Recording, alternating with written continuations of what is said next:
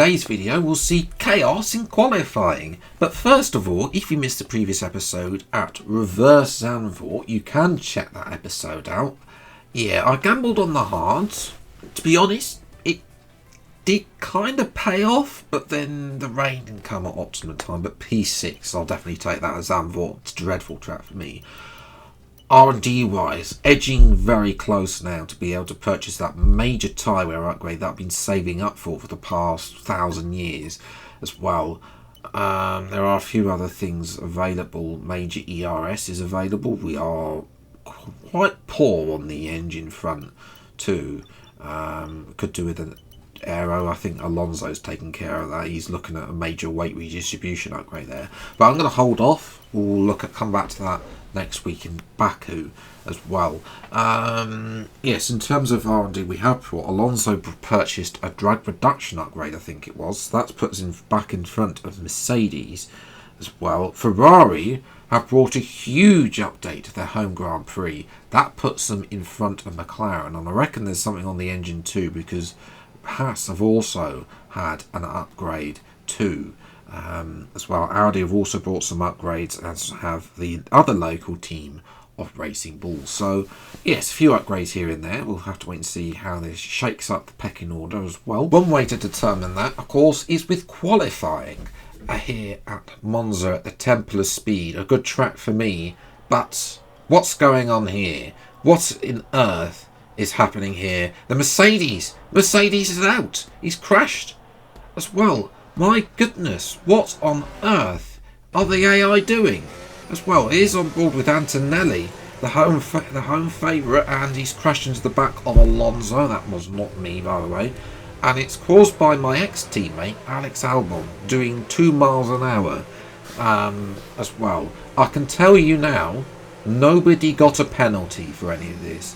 Now, I'm going to tell you who is lucky. That's Pierre Gasly. He's coming at full pelt. Fortunately, they'd moved on a little bit from when Antonelli had caught that train as well. And even here, when I'm finally got up to them, you know, I'm having to go on the grass to go around. It's Albon and one of McLaren's as well. So, really, I mean, if that was to happen in real life, that would have been a penalty, realistically. And Alonso's lucky, because I've had that before to happen to me when an AI slams into the back of me and retires. And I've got a penalty, but the FIA have decided not to give Alonso his penalty. Anyway, I digress. It's back to my qualifying lap. Gained a little bit through the first couple of corners. 10th gain through that. That's very good. Gained a 10th in the first couple of corners. Traction is important out that corner, because of course it matters all around this Curve Grande. We'll have to wait and see what the first sector split. 10th a bit up on Jack Doohan's time for P16. Now into this section, it's always slow. You don't want to hit too much of the curves there. It's always difficult. Up to the Lesbos corners is not the greatest of corners. Don't run too wide there, otherwise you lose time. Same at this one as well. If you run wide too there, you'll end up in the gravel.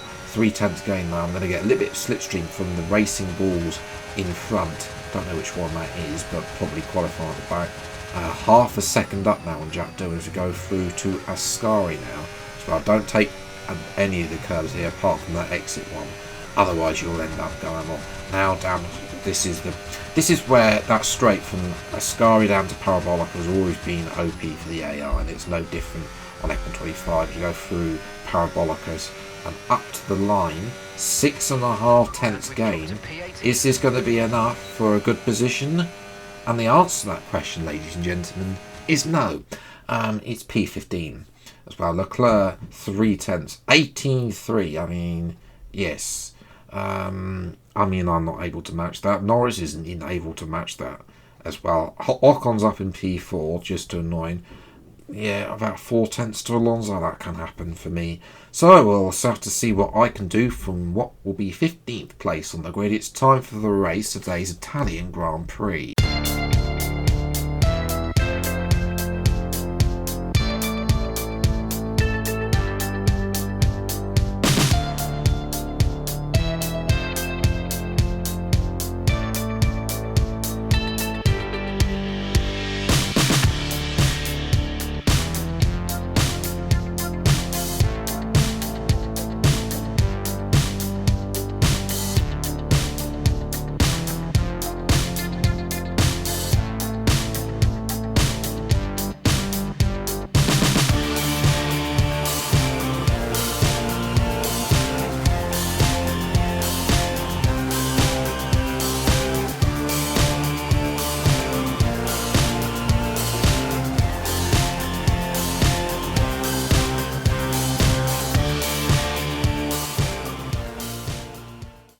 Okay, mate, try your best. And with a bit of luck, we might just get that points finish.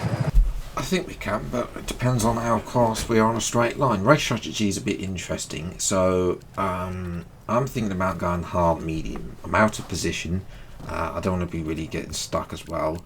Everyone else has been boring and gone on the medium tyres, so I'm going to switch up, go on the hards. 14th because Gas had an engine penalty. 5 red lights, the Italian Grand Prix, and away we go. And is it going to be a good start? Well, Science has a good start. I'm going to try and get in front of Antonelli, but Antonelli's cut to the inside line. I can't go any further because otherwise I'll get an illegal overtake. I'm going to send it down the inside. About 4 cars there, trying to get around the Audis as well. Can I get around both of them? Yes, I can. Hamilton's had a good poor start. Collision with Hulkenberg, apparently. Not entirely sure what that was about. This is my teammate as well. I mean, there was a slight collision there, but I mean, there's really nothing there. And Alonso has lost out about a couple of positions already. Next up is Oscar Piastri, and this is to put me P6 already as well. Down the inside, textbook manoeuvre into that corner as well. Just make sure I have the inside line, making sure that Piastri is not able to take the optimum turn in as well. Up at the front though, Leclerc is already running away. Have they rediscovered their illegal power unit from 2019? I don't know, but yes, Norris is already coming under pressure as well. Piastri's sort of coming under pressure. He's trying to go around the inside of Parabolica as it's to be expected. The DRS detection point is moved from previous years. Used to be on the exit. Oh, hang on, what's the yellow flag behind? What's that going on here? I was weaving a bit as well. What happened to Piastri? There's me weaving a bit. And Piastri, I think, his engine's blown up as well. So Piastri is out of the race. That just leaves Hamilton and me as well. And Lewis, he's gone past already for Parabolica. But that's Lewis's mistake because the DRS detection point is after the corner. So, ladies and gentlemen, DRS is back in operation, and just like that, I've gone back past as well. Although, to be honest, it takes me all the way to the first turn to make the overtake, which is not great as well. Now, looks like Ocon has got in front of George Russell here as well, which is, Haas is sort of there or thereabouts. Ocon can be very annoying, but Russell is able to overtake. I've been overtaken again by Hamilton. He just doesn't seem to have that pace pace to the Leclerc, who's way out in front. Lewis! I was all on the grass there momentarily. I thought I was going to end up in the wall, but fortunately didn't. But this is going to carry on. And it's just going to be the same DRS overtakes, pretty much again and again, really. Up the road is George Russell getting past Lando Norris. So Russell, who was behind Ocon, got in front of him, and now Russell is in front of Norris and up to P2, as that is Albon finally getting past Nico Hulkenberg, or they are going to keep fighting that position as well. Lewis has gone past again for the 100th time, and it takes me another lap to actually catch up to him this time. This time, again, having to get to the end of the straight before I can actually make the overtake. But again, on the inside for turn 2, thank you very much, back up to P6. I'd love to be able to catch Colapinto and Ocon, who have come detached from Norris and Russell. So, Ocon have dropped behind Colapinto, and is now back in front, as well as again using DRS to get in front of Hamilton as well. But not going to happen on lap 9. This time Hamilton is going to get front, but the pit stops have started. Of course, I'm pitting a bit later. Rear left is a bit of a problem as well. Now, while everyone's made their pit stops, Russell fell behind Norris again through the pit stops. And Russell's decided, I'm going to change that as well, and he gets back past his fellow Brit as well. I'm coming in then at the end of lap 11. I've led a couple of laps. I don't remember the last time I actually did that. I'm pretty sure I did it once in the Williams, but at least Leclerc can't claim the Grand Slam, unfortunately for him. Colapinto, I think, also led a lap. The mediums go on now. 2.3, yes, I'll take that. That's a great stop. Compared for F125, I know it's not quite the world record. As well, mind you, F1 2016, I think we had like 1.6 or something like that. Comfortably back out in P7. Unfortunately, lost out to Hamilton as well, and that is Alonso getting past Nico Hulkenberg. It's not Alonso, it's Antonelli, excuse me, getting past Hulkenberg. Time for my fastest lap.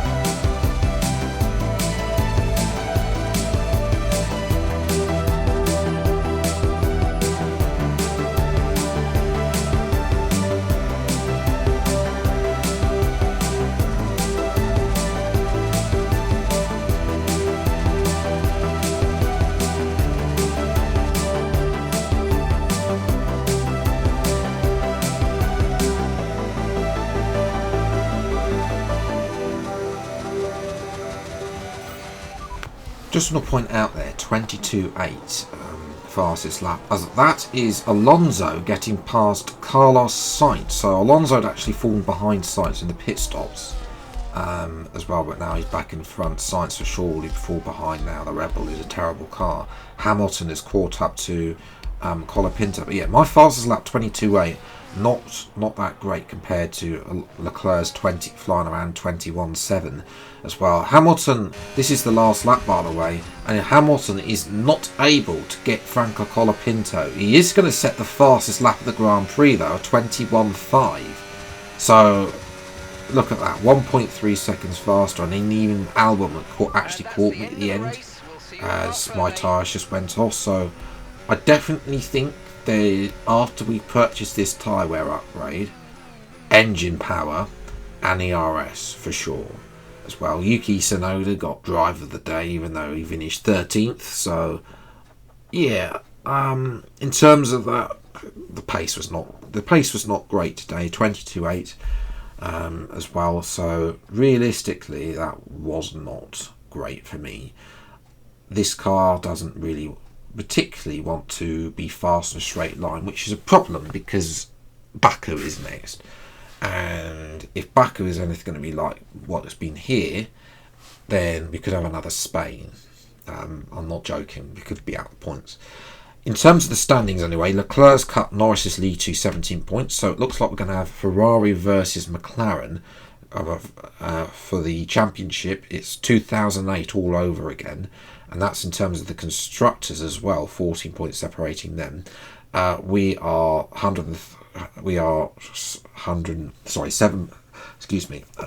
points behind Williams in 5th, so we're looking to close that gap in future races. But yeah, I'm trying to catch, maybe Russell might be out of the question as well, possibly Albon, but he is only 2 points in front. I did outscore him today.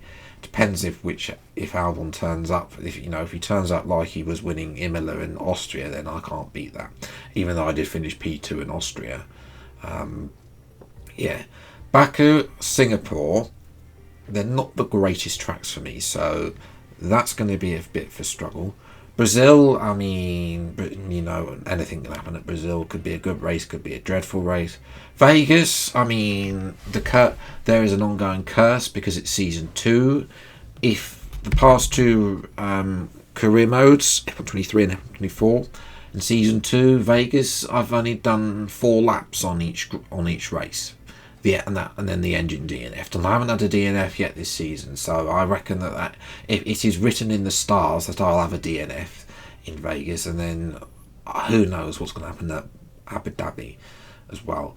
I'll try and get some upgrades on the car, but of course high inflation is causing that. We do have enough for that major tyre wear upgrade, which should go on the car and give me better rear tyre wear as well. So all of that is to come. All that is left, I want to say a huge thank you for hanging around, spending a quarter of an hour, well, probably 20 minutes watching this video. I do really appreciate it. I just, as I say, I'll be back later in the week with a slightly different video as we go into, of course, as 2026 starts as well. Yeah, more will be explained in that video on Friday about what's going to happen this year as well. But yes, if you have enjoyed, leave a like, subscribe to the channel if you're new. See plenty more F1 25 driver career mode and other F1 related gameplay as and when they come out. Until the next video then, I'll see you next time. Take care, thanks so much for watching, enjoy your day, and goodbye.